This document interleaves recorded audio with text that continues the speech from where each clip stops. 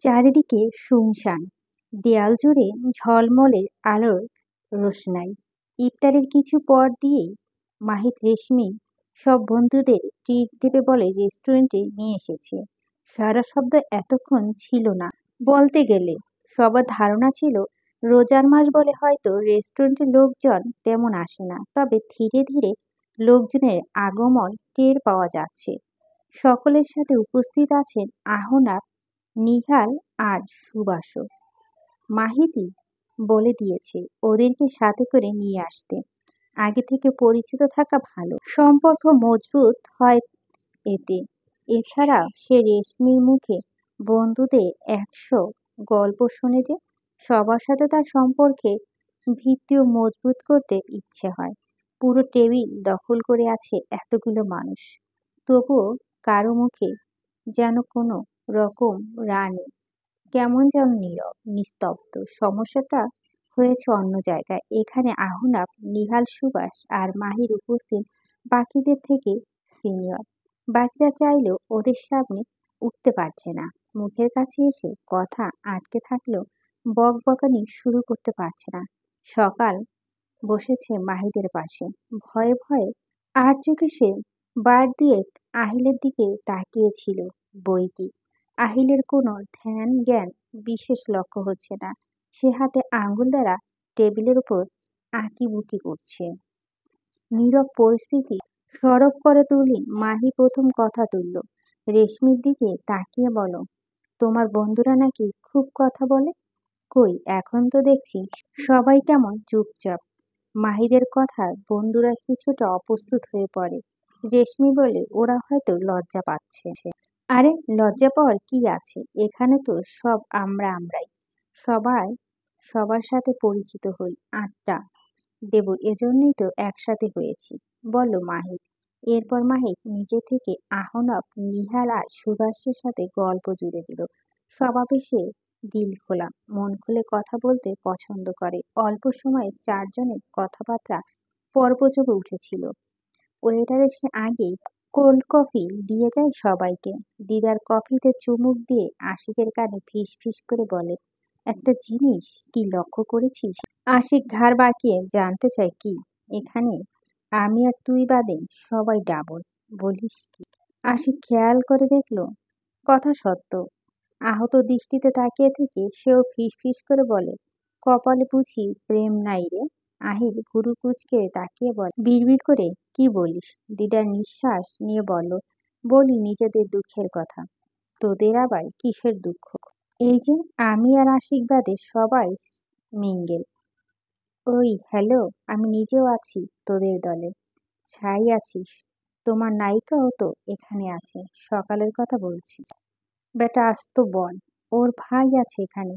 আশিক বলল, আর থাকার, সে এখন তিন দুলাভাইয়ের সাথে গল্পে ব্যস্ত, দেখছিস না?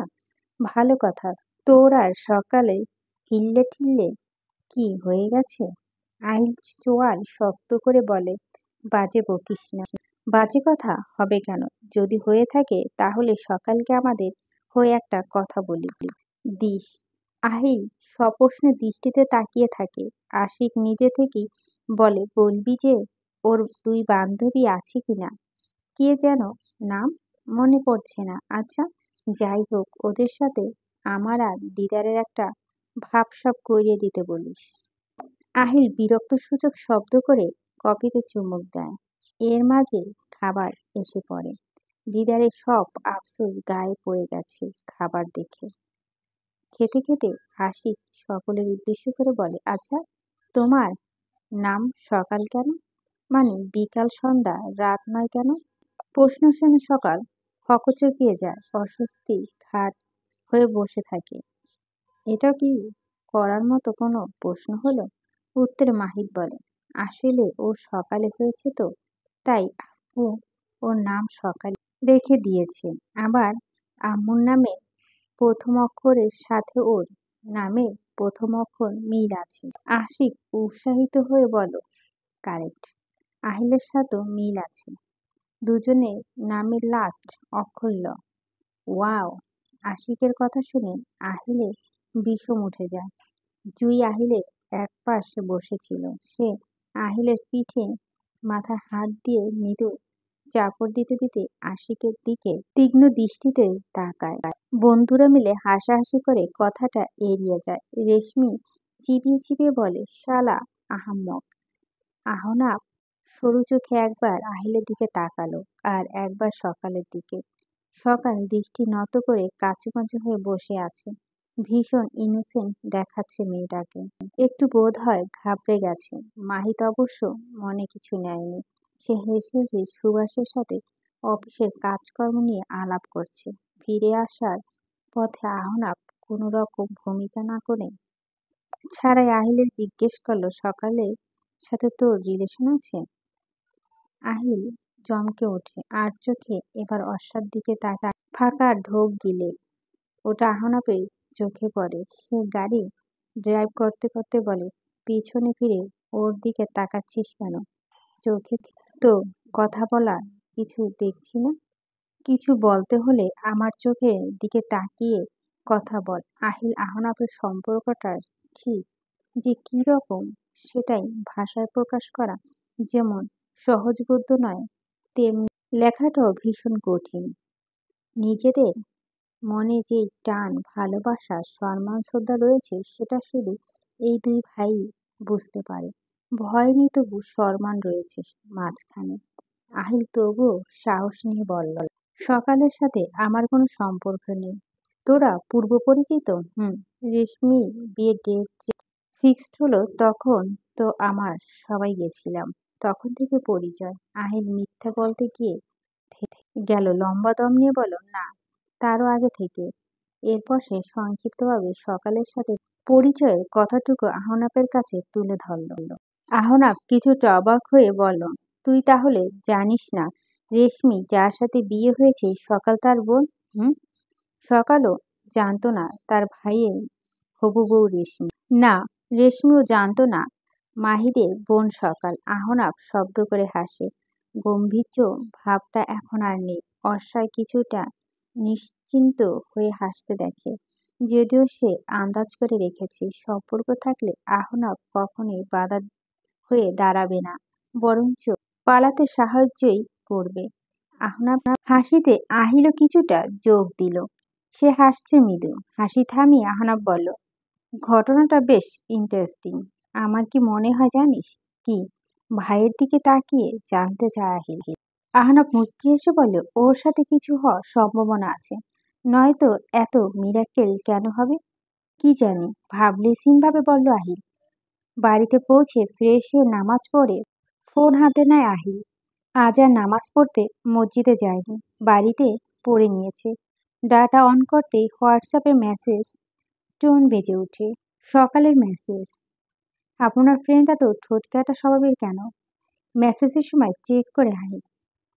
ওরা রেস্টুরেন্টে থাকাকালীন সকাল মেসেজটা করছিল। বালিশ ঠিক করে আরাম করে শুয়ে নিল। আহিল রিপ্লেতে লিখল, কোন ফ্রেন্ডের কথা বলছো? সকাল অনলাইনে ছিল, তাই রিপ্লে পাওয়ার জন্য অপেক্ষা করতে হলো না। সকালে রিপ্লে আসে, আশিক ভাইয়ের কথা বলছি। আশিক আবার কি করলো? কি করলো মানে? ভাইয়ার সামনে মুখ ফসকে কথাটা বলার কি দরকার ছিল?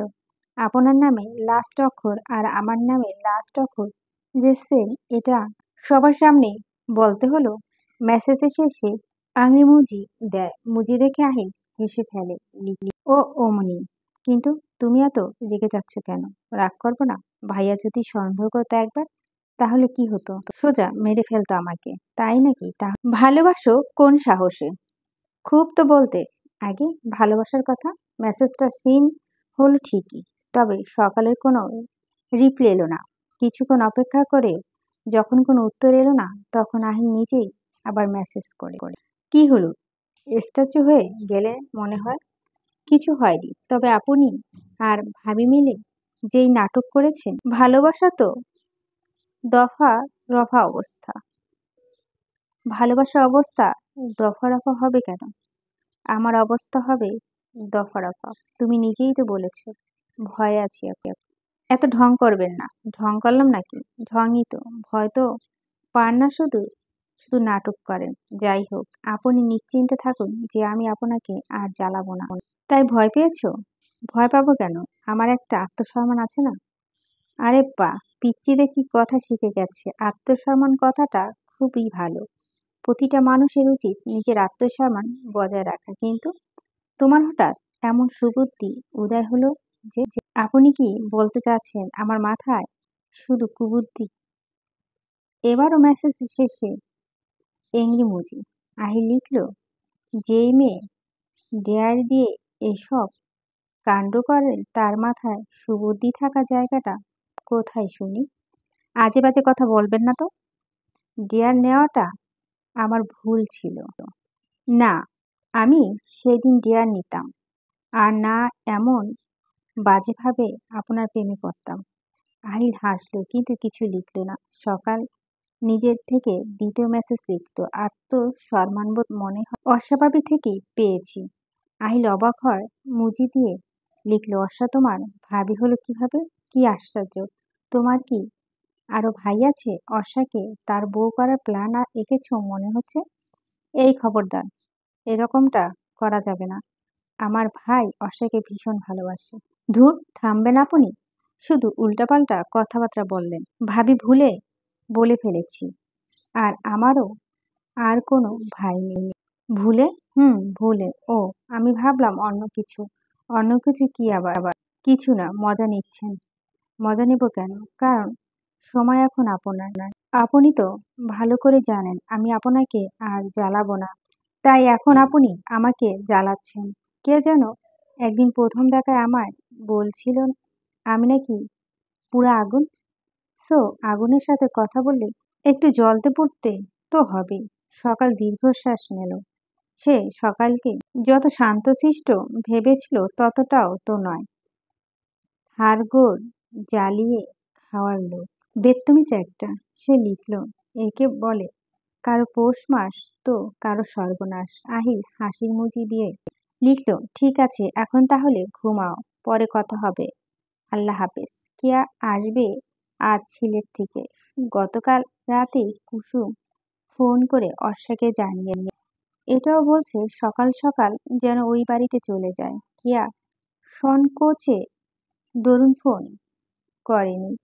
পাছে আহনাব আর অর্ষার পাছে থাকে যদি। সকালে আহনাব এবং জহির চৌধুরী অফিসে যাওয়ার পর অর্ষা রেডি হয়ে নেয়। আহিল যায়নি, এখনো ঘুমাচ্ছে। যাবে কিনা তাও ঠিক নেই।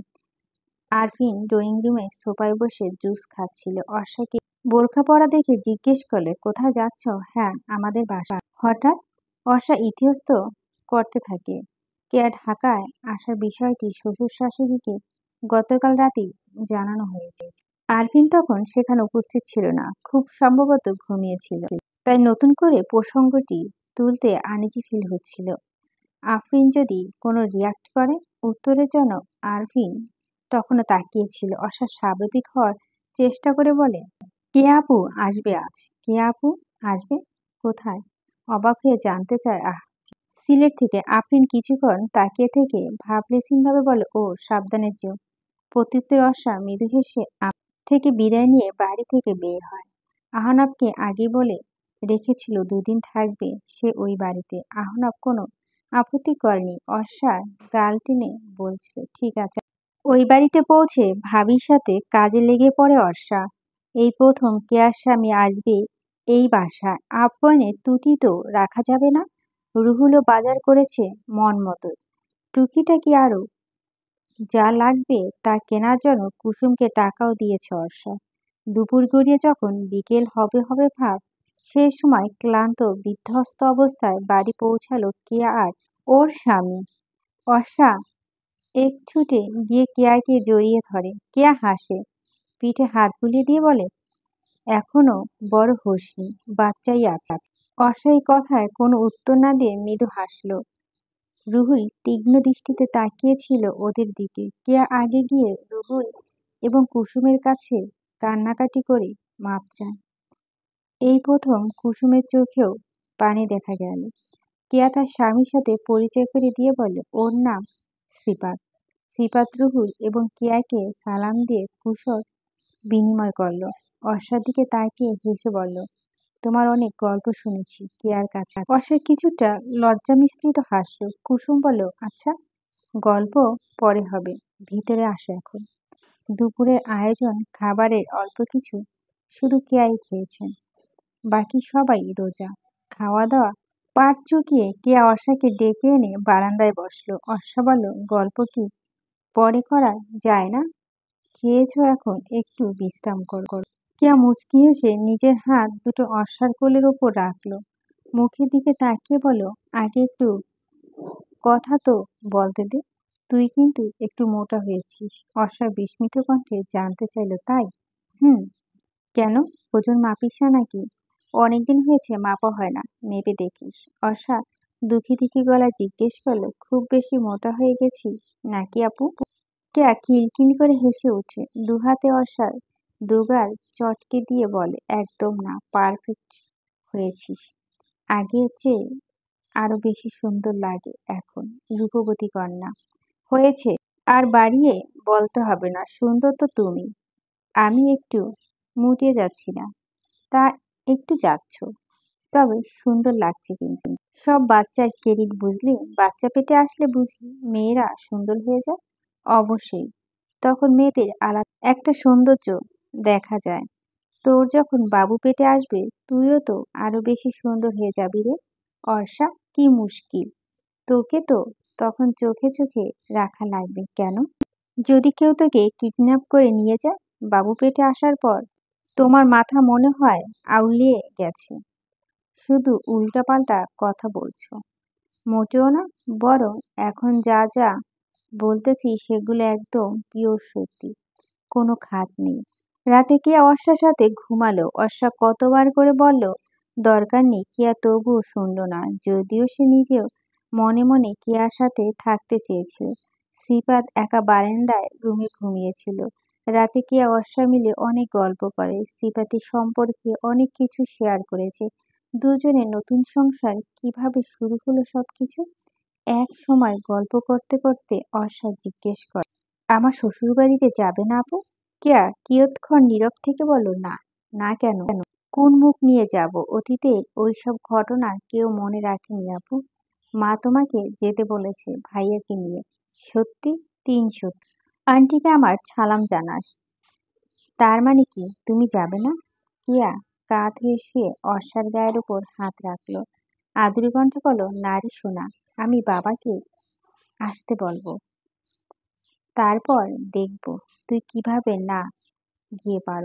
জেদ করিস না, খুব জেদ হয়েছে দেখছি। অর্ষা গোপনে দীর্ঘশ্বাস নিয়ে বলল, ঘুমাও, অনেক রাত জেগেছ আজ। কিয়া এক সময় ঘুমিয়ে পড়লে অর্ষার ঘুম এলো না। দিনে দুবার আহনাপের সাথে কথা হয়েছিল, তাও অল্প সময়ের জন্য, আর রাতে একটু কথা হয়েছে। দূরে এসে যেন আরো বেশি মনে পড়ছে, কি যন্ত্রণা। কতক্ষণ এপাশ ওপাশ করছে তার কোনো হিসেব নেই। একবার ভাবলো ফোন করবে, পরক্ষণে কি ভেবে যেন আর ফোন করা হলো না। পরদিন সকালে ঘুম থেকে উঠে কোনো রকম সারা দিনটা পার করে অর্ষা। বুকের ভেতর কেমন যেন ধড়ফড় করছে, মনটা অস্বস্তি হয়ে আছে আহনাপের জন্য। দুদিন থাকার কথা থাকলেও আর থাকতে পারছে না সে। চোখের আড়াল হয়ে থাকাটা এখন যেন অসম্ভবপর হয়ে পড়েছে। বড্ড দায়। বিকেলের দিকে কেয়াকে বুঝিয়ে বাড়িতে চলে আসে। অপেক্ষা করতে থাকে কখন 5টা বাজবে আর কখন আহনা পারবে। সময়ের আগে বাড়িতে ফিরে আসার সবাই একটু অবাক হলেও কেউ কিছু জানতে চাইল না। আমেনা বেগম শুধু জিজ্ঞেস করেছিল, সবকিছু ঠিকঠাক আছে তো? জি মা। কেয়ার কি অবস্থা, কেমন আছে এখন? আলহামদুলিল্লাহ, ভালো আছে। তোমায় না বলেছিলাম ওদের নিয়ে আসতে? পরে আসবে মা, কয়েকদিন আগেই ভাবির কাছে থাকুক। আমেনা বেগম হেসে বলছেন, ঠিক আছে। অর্ষা ঘরে শুয়েছিল, কখন যে চোখ লেগে এসেছিল বুঝতে পারেনি। তন্দ্রা ভার কাটে আহনাপের ডাকে। অর্ষা পিট পিট করে চোখ পেলে তাকায় অর্ষা। দুভুরু কুচকানো। আহনাপ কিছুটা ঝুঁকে আসে মুখের উপর। আহনাপকে দেখে কপালে ভাঁজ কাটে, ঠোঁটে ফুটে উঠে হাসি। তড়াক করে লাফিয়ে উঠে আহনাপে শক্ত করে জড়িয়ে ধরে। আচমকা অর্ষা যে এমন কিছু করে বসবে আহনাপ বুঝতে পারেনি একদম। কোনো রকম ঠাল সামলিয়ে নেয়। তবে এ কথা সত্য যে খুশি হয়েছে। তার চোখে মুখে ফুটে ওঠে হাসির ঝিলিক। সেও বাহুবন্ধনে অর্ষাকে আবদ্ধ করে নেয়। আহনাফের বুক থেকে মাথা সরিয়ে অর্ষা জিজ্ঞেস করে, জানেন কত মিস করেছি? মনে হচ্ছে এবার বুঝি আমি মরেই যাচ্ছিলাম, এজন্যই আজ চলে এলে? অর্ষা ফের বুকে মুখ গুজে বলল, এখন শান্তি লাগছে? অর্ষা দুদিকে মাথা নাড়িয়ে বলল, না। এরপর আরো শক্ত করে জড়িয়ে ধরল সে।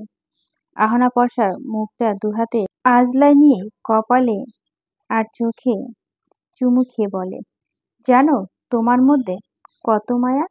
অর্ষার ঠোঁট উল্টিয়ে বলে, না তো। আমি কি মায়াবতী? হুম, মায়াবিনী। তুমি আমার মায়াবিনী। নীলাভ আকাশে অন্ধকার মেঘে ছড়াছড়ি। ঝড়ো হাওয়া জানালার কপাট একটা আরেকটার সঙ্গে প্রচণ্ড শব্দ করে বাড়ি খাচ্ছে। বিকট শব্দে টিকে থাকা দায়। অদ্ভুত বিষয় হচ্ছে, শব্দটাকে আর ভালো লাগছে। প্রকৃতির পরিবর্তন যেন সেও বিলীন হতে ইচ্ছুক। সামিল হতে চাচ্ছে সে বৃষ্টির সাথে সাথে।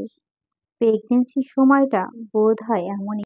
ক্ষুদ্র ক্ষুদ্র জিনিসই মনে ধরে যায়, আবার ক্ষুদ্র বিষয়ে রাগ হয়, মন খারাপ হয়। জানালা লাগাচ্ছিস না কেন? ঘরের দরজায় দাঁড়িয়ে বলল কুসুম। অন্যমনস্ক কেয়া হুঁশ আসে। বেদিব্যস্ত হয়ে বলে, এই তো লাগাচ্ছি। কুসুম চলে গেলে নিজের রুমে অনিচ্ছা থাকার সত্ত্বেও জানালার কপাটগুলো লাগিয়ে দিল কেয়া। তখনই সে ঝুমঝুম বৃষ্টির শব্দ শুনতে পায়। টিনের চালে বৃষ্টির শব্দ কত ভালো লাগে।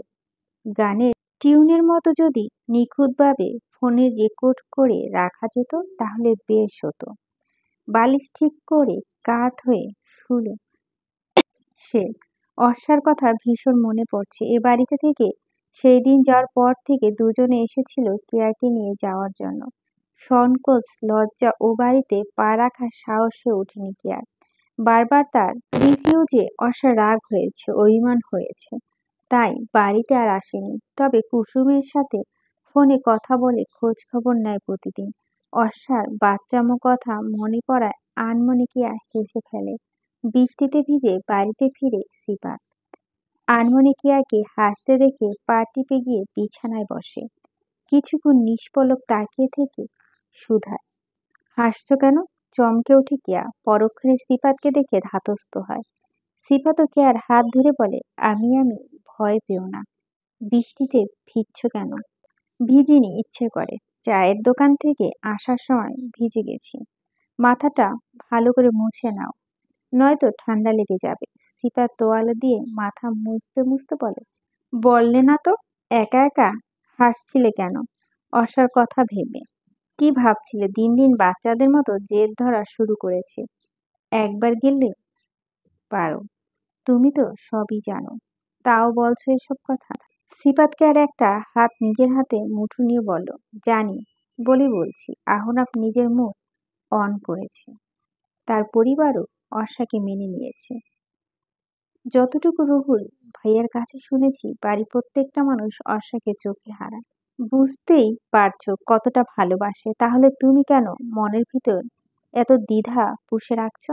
কি করব কিছুই বুঝতে পারছি না। ওই বাড়িতে যাও, নিজের ভুলের জন্য নিজেই ক্ষমা চাও। একটা স্বাভাবিক সম্পর্ক রাখো সবার সাথে। কেয়া ছোট করে বলল, দেখি। ভারী বর্ষণের প্রভাবে চোখ দুটো এসে ভর করেছে ঘুম। সাধারণত রাতে এত তাড়াতাড়ি ঘুম আসে না অর্ষার। আজ ঘুম ঘুম ভাবটা তার সকাল থেকে ছিল সারাদিন। সকাল থেকে বৃষ্টি হচ্ছে বলেই হয়তো। ঘুমে ডুলডুল হয়ে হাতে একটা উপন্যাস বই নিয়ে বসেছিল অর্ষা। আহনাফ ল্যাপটপে মগ্ন। আর দৃষ্টিতে একবার সে অর্ষার দিকে তাকায়। ক্ষণেশ্বর ডাকে, অর্ষা। ঘুম জড়ানো চোখের পাতা এলোমেলো হয়ে যায়। এলোমেলো দৃষ্টিতে সে আহনাফের দিকে তাকিয়ে বলল, ঘুমিয়ে পড়ো। ঘুমাতে ইচ্ছে করছে না। কেন? কি জানি, ঘুম তো তাকিয়ে থাকতে পারছো না, শুয়ে পড়ো। অর্ষা কিছুক্ষণ আহনাফের দিকে তাকিয়ে থাকে, এরপর বলে, ঠিক আছে। বইটা বন্ধ করে মাথার কাছে রেখে শুয়ে পড়ে সে। আহনাফ কিছুক্ষণ ল্যাপটপ কাজ করে, এরপর লাইট নিভিয়ে সেও শুয়ে পড়ে।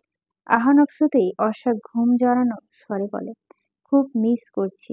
ঘুমাওনি এখন? কাকে মিস করছো? ক্যাথি আর অ্যানিকে।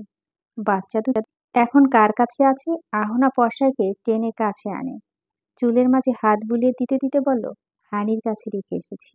লিলি আন্টি আর স্মিথ কোথায়? ওরা কি চলে গেছে? আপাতত তাদের বাড়িতে আছে, আমি গেলে তারপর আসবো। অর্ষা মুখ তুলে তাকায় আহনাপের মুখের দিকে। ডিম লাইট আবছা আলোতে দুজন দুজনকে স্পষ্ট দেখতে পাচ্ছে, হয়তো দূরত্ব একদম নেই বলে। আপনি আবার চলে যাবেন? বিষণ্ণ গলায় প্রশ্ন করল অর্ষা। আহনা বর্ষার গালে আলতো করে হাত রাখলো, আদুরে কণ্ঠে বলল, যেতে তো হবেই। আমার অফিস সেখানেই না?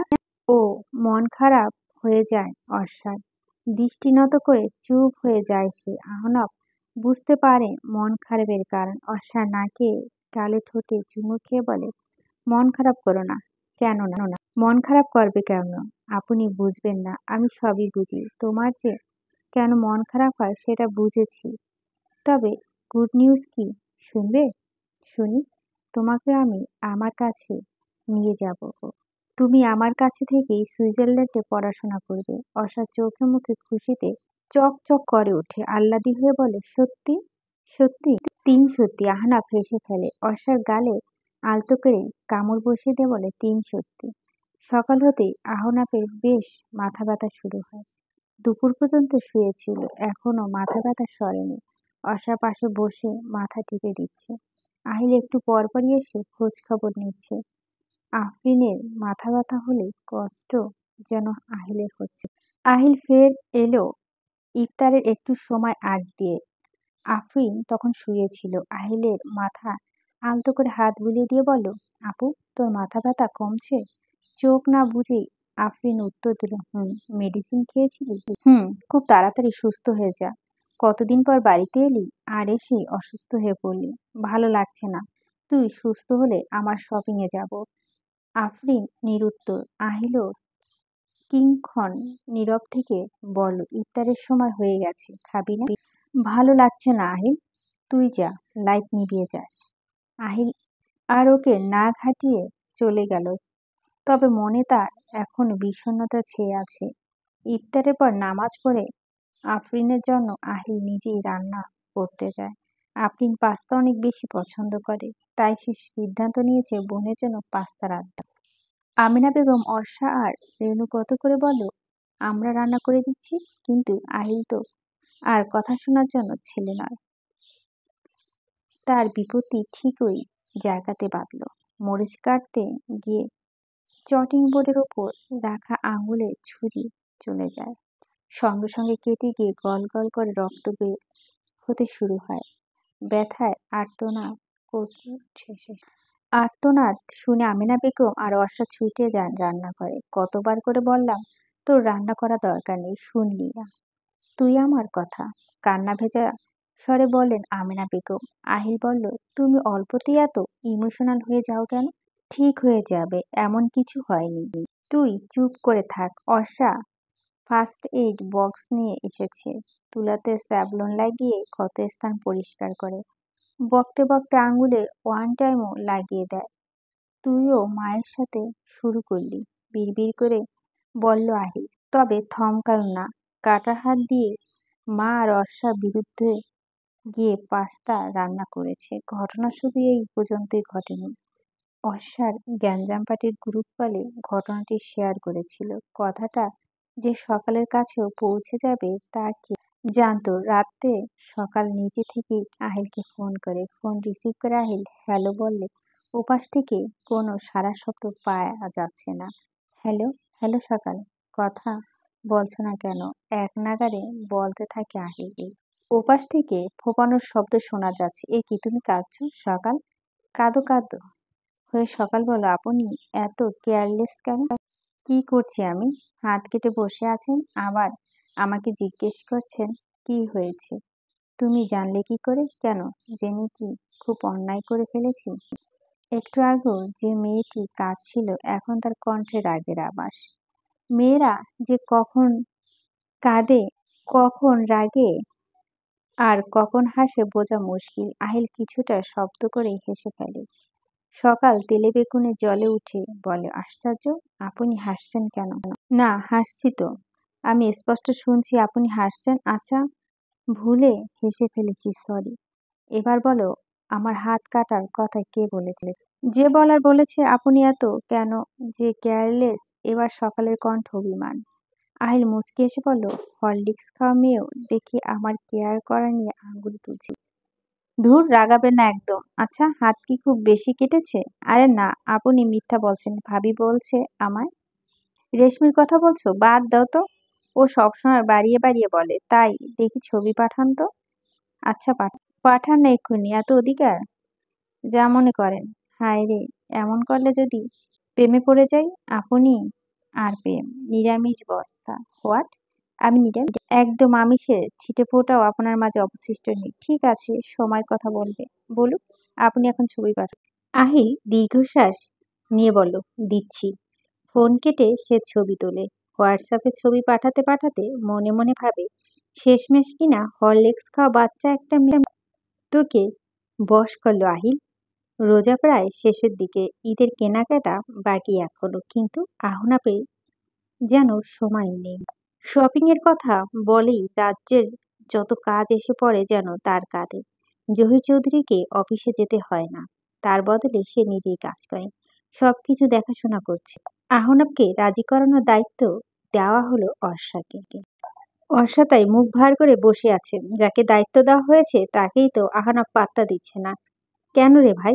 বইয়ের চেয়ে কি কাজ বেশি? পরিবারের চেয়ে কাজ বেশি? মানছি কাজ গুরুত্বপূর্ণ। ভালোভাবে বাঁচার জন্য, একটু আরামায়েশে জীবন কাটানোর জন্য টাকার প্রয়োজন রয়েছে। তাই বলে বউ পরিবারকে একদম গোল্লায় ফেলে দিবি? মানবতাহীন মানব। ল্যাপটপে মেল চেক করতে করতে অর্ষার দিকে তাকায় আহনাব। কফির মগে চুমুক দিয়ে বলে, এভাবে বসে আছো কেন? ইচ্ছে তাই। মন খারাপ? মন নাই, কি হয়েছে?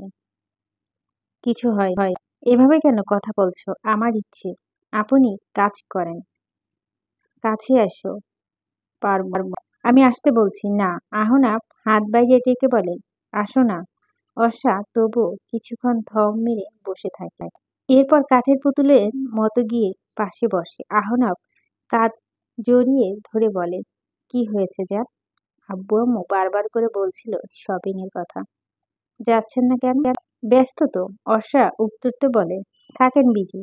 আহনাব উঠতে দেয় না, হাত টেনে ধরে আবার পাশে বসায়। সেই সময় সুইজারল্যান্ড থেকে নেহা কল আসে।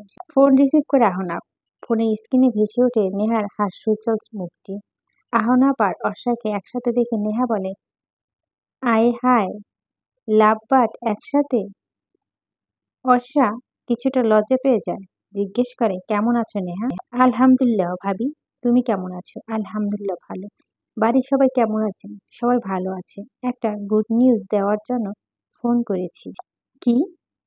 কালকে আমরা বাংলাদেশে আসতেছি। অর্ষা খুশি হয়, বিস্মিত হয়ে বলে, সত্যি? নেহা হেসে বলে, হ্যাঁ। আগে বলিসনি কেন? জিজ্ঞেস করে আহনাব। মায়ের বারণ রয়েছে ভাইয়া, সারপ্রাইজ দেবে বলছিল, কিন্তু আমি তো আর থাকতে না পেরে আগে বলে দিলাম। তোমরা কিন্তু কাউকে কিছু বলো না। আর হ্যাঁ, আমরা যখন আসবো তখন অবাক হওয়ার অভিনয় করবে, ঠিক আছে? আহনাব ভেঙচি কেটে বলে, এত নাটক করতে পারবো না। নেহা ক্ষুব্ধ হয়ে বলো, তাই? এই প্রতিদান দিচ্ছি এখন তুমি? ভুলে গেলে নাকি সেই দিনের কথা? সেই দিন তো খুব অনুনয় বিনয় করেছিলে আমায় মানানোর জন্য। তখন তো ঠিকই নাটক করছিলে। আর আমার বেলায় পারবে না। ছবিটা কিন্তু এখন আছে আমার কাছে। দেব ভাবিকে? দেখাবো? আহনাব থতমত খেয়ে বলে, আরে ধুর, তুইও না নেহা, আমার সোনা বোন, লক্ষ্মী বোন। তোর সাথে কি একটু মজাও করা যাবে না নাকি? তুই আর আরফিন কি আলাদা বল? তোরা দুটো আমার দুই কিডনি। কত দামি জিনিস। ভাইয়া, তোদের ভালোবাসি না, লক্ষ্মী বোন আমার। তুই দেশে আয়, আমি তোকে রান্না করে খাওয়াবো। শুরু হয়ে গেছে নাটক। নেহা রাগ করা ভান ধরে থাকতে পারে না। আহনাপের কথায় ভঙ্গি দেখে হাসি আটকে রাখতে পারে না। অর্ষা এতক্ষণ চুপচাপ শুনছিল ওদের কথা। এবার সেও গম্ভীর হয়ে বলল, কিসের ছবি নেহা? আহনাব বলল, আরে ধুর, এমনি। তুমি ওর কথা বিশ্বাস করো না। নেহু, লক্ষ্মী সোনা, তোর সাথে পরে কথা বলি। অর্ষা সৌ মেরে ফোনটা নিজের হাতে নিয়ে নেয়। চোখে ধিকি ধিকি আগুন জ্বলছে। কাট কাট গলায় সে নেহাকে জিজ্ঞেস করে, কিসের ছবি? কথা বলছো তোমরা? আমায় কিছু মিথ্যা বলবে না, নেহা। তোমার ভাইয়ের কোনো অ্যাফেয়ার ছিল? কি যাতা বলছো, বলো অহনা। নেহা ঠোঁট টিপে হেসে বলল, হ্যাঁ ভাবি, ভাইয়া নিশ্চয় তোমায় বলেনি এসব। মেয়েটা ভীষণ সুন্দর জানো, ছবিটা তো আরো বেশি সুন্দর। তুমি দেখলে জাস্ট চমকে যাবে। অর্ষার দু চোখ অশ্রুতে টলমল হয়ে যায়। নেহা তখনও ছবিটার বর্ণনা দিয়ে যাচ্ছে। আহনাফ মৃদু ধমক দিয়ে বলে, তুই থামবি নেহা, সংসার নষ্ট করিস না বোন আমার। নেহা হেসে বলে, আমার কিউটি ভাবি, কাঁদছো কেন তুমি? দাঁড়াও, আমি তোমাকে ছবিটা পাঠাচ্ছি। আমার বর্ণনা অনুযায়ী মিলিয়ে নিও কেমন? আর হ্যাঁ, ছবিটা দেখলে তোমার মন ভালো হয়ে যাবে, আমি নিজেই গ্যারান্টি দিচ্ছি। নেহা নিজেই এবার কল কেটে দিল। ততক্ষণে কেঁদে কেটে অর্ষা অবস্থা নাজেহাল। আহনাবকে কাছেও ঘেঁষতে দিচ্ছে না। অর্ষা হোয়াটসঅ্যাপ ছবি পাঠায় নেহা, সাথে লিখে দিয়েছে প্রিন্স অ্যান্ড প্রিন্সেস। আহনাব ছবিটা দেখেই বলল, আগে দেখো তারপর কাঁদো। অশ্রু সজল নয়নে ছবির দিকে তাকিয়ে থমকে যায় অর্ষা। ফোন হাতে নিয়ে খুঁটিয়ে খুঁটিয়ে দেখে। আহনাব বলে, এবার দেখলে কার সাথে ছিল আমার অ্যাফেয়ার সেদিন রাতে? জি ম্যাডাম, নেশা করে যখন দুজনেই টালমাটাল ছিলাম। অর্ষা এবার কি করবে বুঝতে পারছে না। নিজের বোকামির জন্য লজ্জাও লাগছে। আহনাব চোখে পানি মুছিয়ে দিয়ে বলে, চোখের পাতায় চুমু খেয়ে বলে, আর কাঁদতে হবে না আমার, বরং এক কাজ করি, চলো মুহূর্তটি ফের রিপিট করি। বর্ষা মৃদু হেসে জড়িয়ে ধরে আহনাব। টানা ৩ দিন বৃষ্টির পর আজ গাছের ফাঁক ফোকর দিয়ে সূর্যের রশ্মি উকি ঝুঁকি দিচ্ছে। গাছের পাতায় পাতায় এখনো কিঞ্চিৎ জলের ফোঁটা বিদ্যমান। ফুপাফুপি নেহা মিহির দেশে ফেরার পর থেকে বৃষ্টির কারণে ঘরবন্দি হয়ে আছে। সবার সাথে শপিং এ যাবে বলে মুখিয়ে ছিল নেহা। বৃষ্টি সেই ইচ্ছে পূরণে ব্যাঘাত ঘটালেও আজ সেই সুযোগ করে দিয়েছে। তাই এক চিলতে হাসি আর চোখে মুখে কিরণ ছড়াচ্ছে। ইফতারের পরপর সবাই মিলে যাবে শপিং করতে। অর্ষা রেনু সাথে বিকেলে ইফতার বানাচ্ছিল। সঙ্গে আমেনা বেগম এবং ফুপিও ছিল। নেহা কিছুক্ষণ এপাশ ওপাশ করে রান্নাঘরে ছুটে আসে। দাঁড়ায় অর্ষার গা ঘেঁষে। ঘামে ভেজা অর্ষার আর দৃষ্টিতে একবার নেহার দিকে তাকিয়ে প্রশ্ন করে, কি ব্যাপার? নেহা অবুঝের মতো বলে, বসে কাজ করছো? ফুপি এবার গম্ভীর হয়ে নেহাকে শুধালো, মতলবটা কি তোর?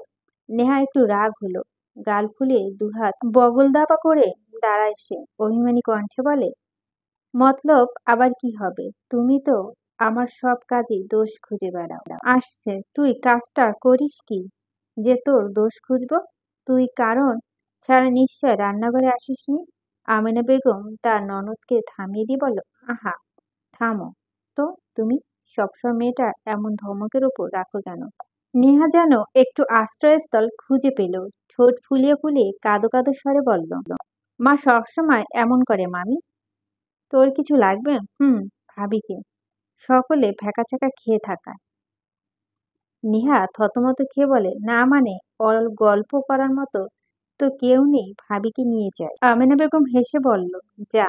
তার বলতে বাকি অর্ষার হাত টান পড়তে আর দেরি হলো না। এর জন্য অবশ্য নেহার মা পিছন থেকে কিছুটা বকাবকি করেছেন, কিন্তু তাকে এবার কি আসে যায়। নেহাকে আর পায়েকে অর্ষা রুমে গিয়ে বসলো দুজন। নেহাকে প্রফুল্ল দেখাচ্ছে ভীষণ। অর্ষা বলল, শুরু করো তোমার গল্প। গল্পটা অনেক ইন্টারেস্টিং ভাবি, তাই শুনি সেই ইন্টারেস্টিং গল্প। তার আগে প্রমিস করো তুমি কাউকে কিছু বলবে না। আচ্ছা যাও, প্রমিস। আমার একটা ফ্রেন্ড আছে বাংলাদেশে, ফেসবুকে পরিচয় হয়েছিল। ও জানে যে আমি বাংলাদেশে আছি এখন, তাই খুব করে যাচ্ছে দেখা করতে। ছেলে ফ্রেন্ড নাকি মেয়ে ফ্রেন্ড? ছেলে ফ্রেন্ড। ও, বয়ফ্রেন্ড বুঝি? না না ভাবি, সত্যি সে শুধুমাত্র আমার ফ্রেন্ড হয়, খুব ভালো বন্ধু বলতে পারো। আচ্ছা তো বেশ, বাড়িতে আসতে বলো। নেহা বিছানার দুপা তুলে বসতে বসতে বলো, পাগল হয়ে গেছে তুমি? আব্বু আম্মু জানতে পারলে জানে মেরে ফেলবে। আজব, কেন? ফ্রেন্ড থাকতে পারে না নাকি? পারে, কিন্তু বিশ্বাস করবে না, ভাববে মিথ্যা বলছি। এখন তাহলে কি করা যায়? ও বলেছে সাথে যে কাউকে নিয়ে আসি। তুমি চলো না ভাবি প্লিজ। অর্ষা অবাক হয়ে বলল, আমি? কি করে সম্ভব? অসম্ভব কি হলো? বাসা বলবে আমরা ঘুরতে যাব।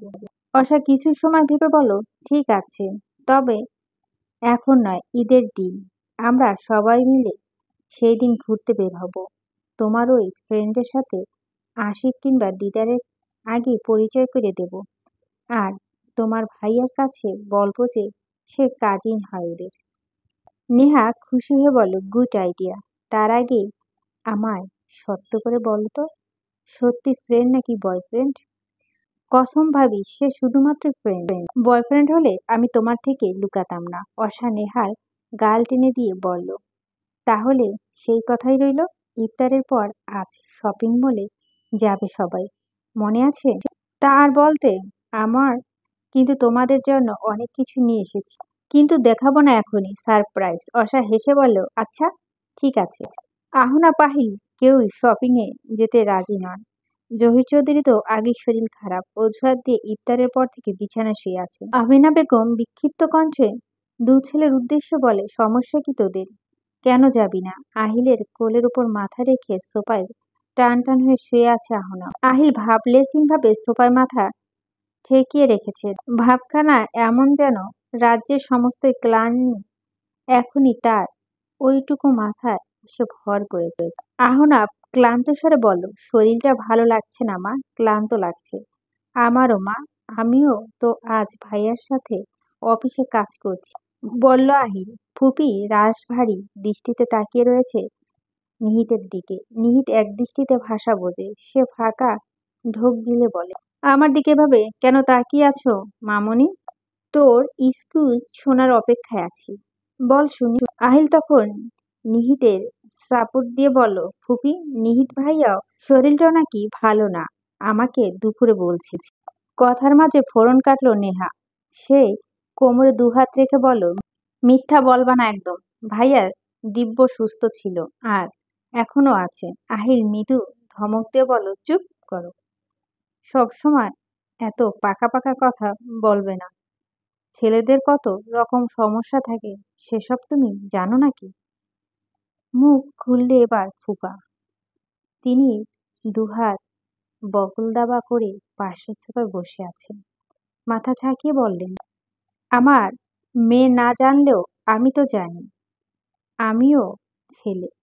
বল তো শুনি, এত কিসের সমস্যা তোদের? অনেক সমস্যা ফুপা।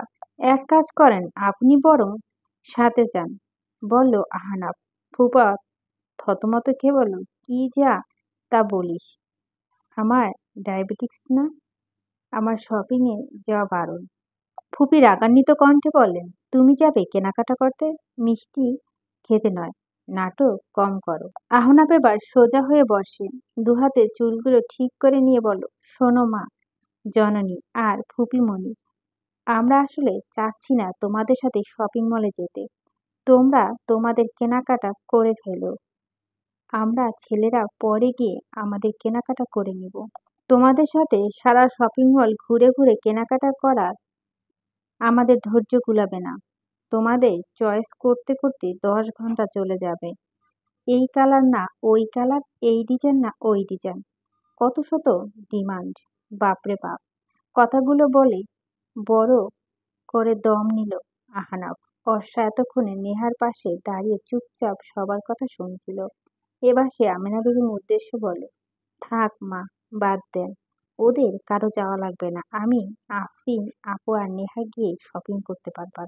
ভিডিও কল দেব আপনাদের, আপনি ফুপি আর রেনু আপার ড্রেস চয়েস করে নিয়েন। সে কি কথা, তোমরা এত মানুষের শপিং একা করবে কিভাবে? তোমাদের বাড়ি, আফরিনের শ্বশুর বাড়ি, সবার জন্যই তো শপিং করতে হবে।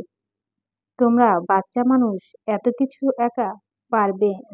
যা পারবো তাই কিনবো মা, তবুও কাউকে এত সাদার প্রয়োজন নেই। নিহিত বিড়বিড় করে আহনাফে বলল, কথাটা মনে হয় তোমাকে খোঁচা মেরে বলেছে ভাইয়া। আমিনা বেগম বলল, ঠিক আছে তাহলে সাথে আমিও যাচ্ছি। যাও, তোমরা তৈরি হয়ে নাও। সবাই সবার রুমে চলে যাওয়ার পর পিছু পিছু আহনাফও যায়।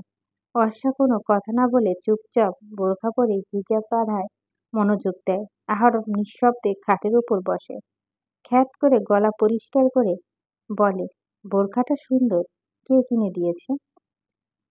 অর্ষা নিরুত্তর। আহনাফ ফের বলল, হিজাবটাও সুন্দর, কে কিনে দিয়েছে?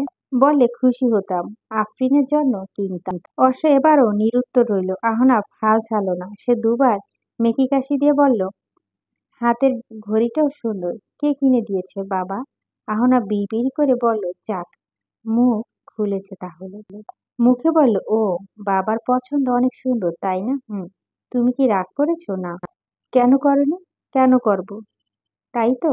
আমি তো রাগ করার মতো কিছু করিনি। আমি তো খুবই ইনোসেন্ট। অর্ষা আবার চুপ হয়ে যায়। আহনাফ উঠে দাঁড়ায়। রুমের মাঝে কিছুক্ষণ পায়চারি করে জিজ্ঞেস করে, তোমার রেডি হওয়া শেষ? হুম হুম। 5টা মিনিট সময় দেবে? ইয়ে মানে রেডি হতাম আর কি। কেন? আমিও যাব। লাগবে না, আমরাই পারবো। আরে, রাগ করো না পাখি। আমি তখন সবার সামনে কেন বারণ করেছি জানো? কেন? কারণ আমি একা তোমাদের সাথে যেতে পারি, তাহলে একটু সময় কাটাতে পারবো, বুঝো না? আমি খুব বোকা না? আহনাফ ধরা খেয়ে আহত দৃষ্টিতে তাকিয়ে থাকে। অর্ষা বলল, যান, রেডি হয়ে আসুন। আহনাফ খুশিতে গম গম করে ওঠে। খুশি আটকে রাখতে না পেরে অর্ষার গালে চুমু খেয়ে ফেলে। মনে মনে হাসলেও বাইরে প্রকাশ করল না অর্ষা। আহনাফকে রেখে ড্রয়িং রুমে আসে সে। জহির চৌধুরী আর আমেনা বেগম তৈরি হয়ে বসে আছে।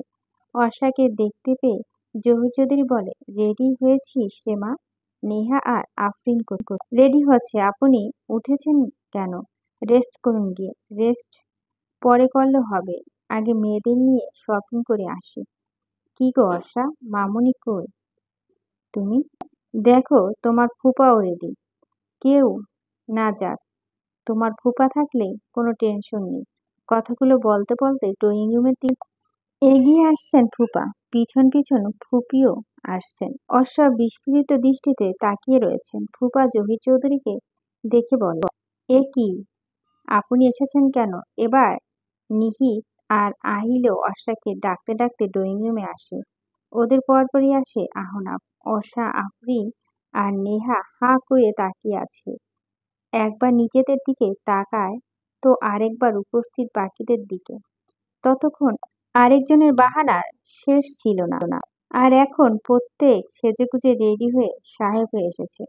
রেনু মুখ টিপে হাসছে ওদের কাণ্ড দেখে। প্রত্যেকের দেখে সারপ্রাইজড। আমেনা বেগম বিরক্ত মুখে এক একটা ড্রামাবাজ।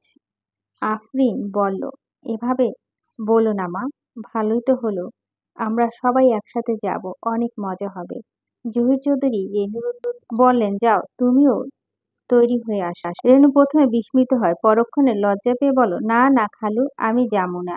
রেনু নাকচ অবশ্য বেশিক্ষণ টিকল না। সেও রেডি হয়ে আসার পর সবাই মিলে একসাথে রওনা হয়। আহনাফ হাঁটতে হাঁটতে অর্ষার হাত চেপে ধরে। মুখ পানে না তাকিয়ে ফিসফিস করে বলে, আজকের রাতটা সুন্দর। মাহি আর সকাল মিলে রেশমি যেন শাড়ি দেখে, কিন্তু কোনো শাড়ি একসাথে দুজনের মনপুত হচ্ছে না। সকালের পছন্দ হলে মাহিতের পছন্দ হচ্ছে না, আবার মাহিতের পছন্দ হলে সকালের পছন্দ হচ্ছে না। মুসিবতের শেষ নেই। শেষমেশ সকাল বিরক্ত হয়ে বলল, তোমার হবু বউ শাড়ি তোমার পছন্দ মতোই কেন?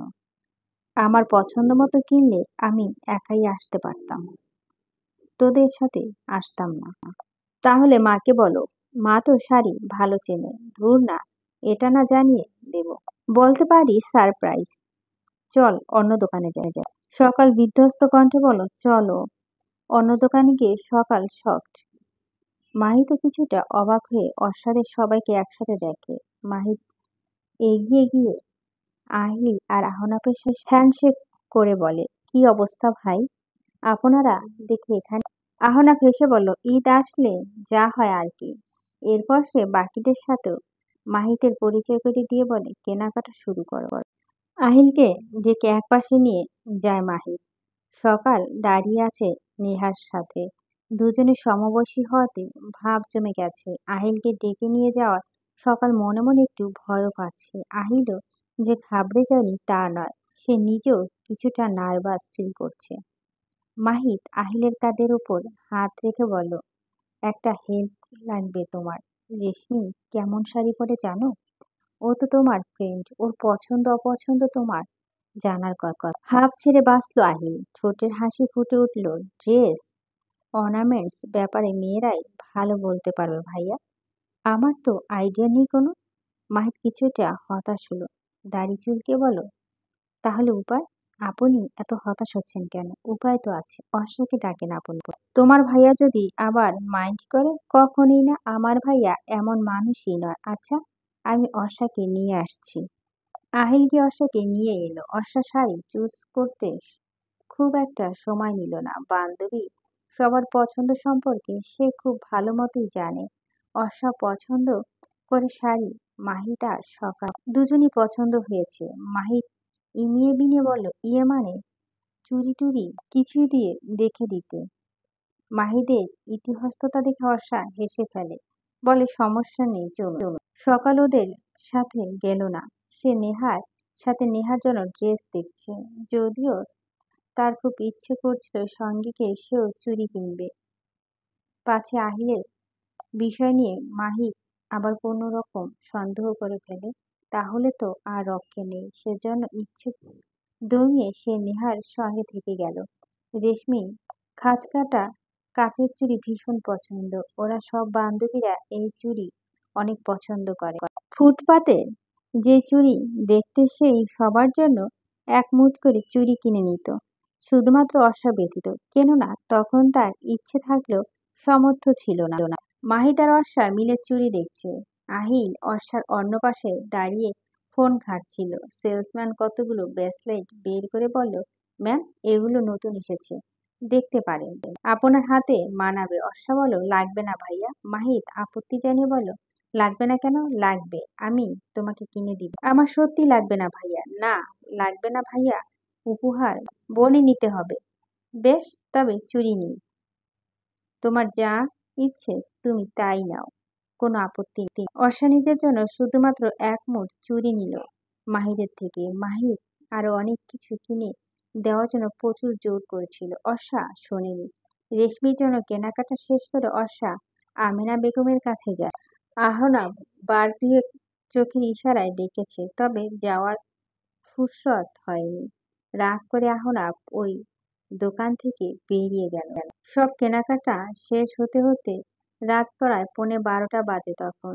ওরা এবং সকলে ফ্যামিলি মিলে একই রেস্টুরেন্টে বসেছে। আহনাব গাল ফুলিয়ে রেখেছে, অর্ষার সাথে কথা বলছে না। অর্ষার টুকটাক কথা বলার চেষ্টা করলে আহনাব পাত্তা দেয়নি একদম। খাওয়া দাওয়া শেষ করে রেস্টুরেন্ট থেকে বের হওয়ার সময় সকলের দৃষ্টি আড়ালে সকালে হাত চেপে ধরে আহিল। সকাল হতবিলম্ব হয়ে চোখ বড় বড় করে তাকিয়ে থাকে। আহিল সেদিকে কোনো ভ্রূক্ষেপ নেই। সে সকলের দৃষ্টি অগোচরে প্যান্টের পকেট থেকে নীল রঙের ব্রেসলেট বের করে খুব সন্তর্পণে সকালের হাতে ব্রেসলেট পরিয়ে দিয়ে বলল, তোমার জন্য। এরপর আর সে সকালকে কিছু বলতে দিল না।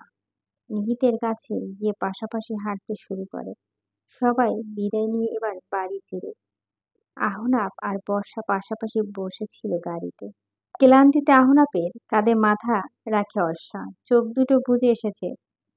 রাগে অভিমানে আহনাফ একবার ভেবেছিল কাঁধ থেকে মাথাটি সরিয়ে দিবে, তবে ওই বিধ্বস্ত ক্লান্ত মুখশ্রী দেখে মনে এত বড় স্পর্ধা দেখানো সাহস করে ওঠেনি। বরঞ্চ এর বদলে মন জমিনে ভালোবাসার একরাশ ফুল জন্মেছে। প্রতিটা ফুলে যতটা মায়া মিশে আছে ততটা মায়া কাজ করছে আহনাফের মনে। বাড়িতে পৌঁছে অর্ষাকে ঘুম থেকে ডেকে তোলে আহনাফ। রাতে অনেক হয়েছে, তাই শপিং দেখার মুড নেই তার। কাল সকাল সবাই শপিং দেখা যাবে। আহনাফ আগে আগে রুমে যাচ্ছিল, পেছন থেকে শুনতে পায় নেহা অর্ষার কাছে আবদার করে বলছে, আজকে আমার সাথে ঘুম। ভাবি প্লিজ। তৎক্ষণাৎ আহনাফ ফিরে আসে। অর্ষার হাত বদল দাবা করে নেহাকে বলে, তোরা পেয়েছিসটা কি রে বলতো? আমার বউকে আমি ভাগে পাই না, যা গিয়ে আফরিনের সাথে ঘুমা। হুশ। অর্ষা আর নেহা দুজনে ভ্যাকাচেকা খেয়ে একে অপরের দিকে তাকিয়ে থাকে। এই তাকিয়ে থাকাটা বেশিক্ষণ স্থায়ী হলো না। অর্ষাকে গিরগির করে টানতে টানতে রুমে নিয়ে যায় আহনাফ। নেহা বিস্মিত কণ্ঠে বলে, এটা আমি কোন আহনাফ ভাইকে দেখছি? আফরিন দূর থেকে সব দেখছে। নেহা কাছে এসে মৃদু হেসে বলে, বিয়ের পর ভালোবাসাটা এমন, বুঝলি? তাই ভাইয়াও এখন ইউটার্ন মেরেছে। এখন আমরা চল ঘুম। অর্ষা ফ্রেশ হয়ে এসে শুয়ে পড়ছে।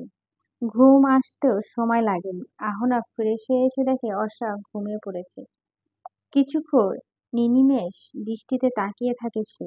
বেড সাইড টেবিলের উপর থেকে ওয়েলেট নিয়ে অর্ষার জন্য কিনে আনা চিকন চেন বের করে। পুরো চেনটি স্বর্ণের, শুধু ছোট্ট লকেটটা ডায়মন্ডের। আলোতে কেমন ঝকমক করছে, আর ছোট্ট ডায়মন্ডের একটা নাকফুল।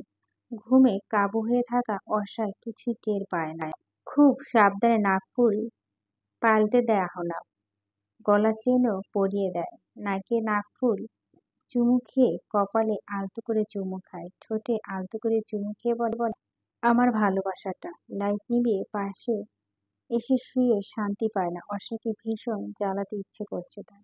আহনাফের গায়ের উপর হাত রাখে অর্ষা। আহনাফ আরো শক্ত করে বুকের ভিতর জড়িয়ে ধরে বলে, ইচ্ছে করে বুকের ভিতর লুকিয়ে রাখি।